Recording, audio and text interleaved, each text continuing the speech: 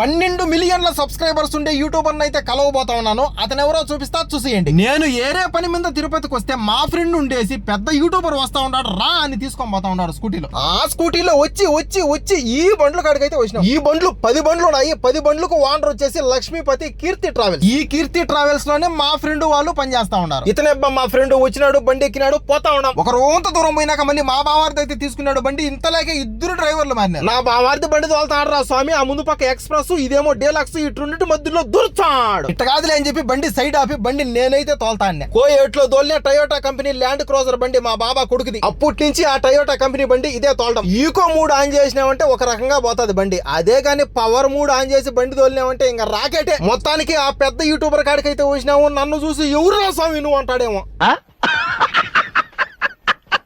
ఇద్దబ్బా అతను ఎవరో కాదు, మన ప్రెషు అన్న. హాయ్ బ్రో అని నేను పలకరిస్తానే భలే మాట్లాడాడు. అంతేకాకుండా నా బర్త్డే వీడియో కూడా చూసినా అని చెప్పినాడు. ఇంకా సిస్టర్ తో కూడా ఒక వీడియో తీసుకున్నా. అంతేకాకుండా నాకు ఐఫోన్ ఇచ్చి నన్ను వీడియో తీయమన్నారు వాళ్ళిద్దరిని. ఇంకా తిరుపతి నుంచి వాళ్ళు అట్ట బయలుదేరినారు, నేను ఇట్ట బయలుదేరినా.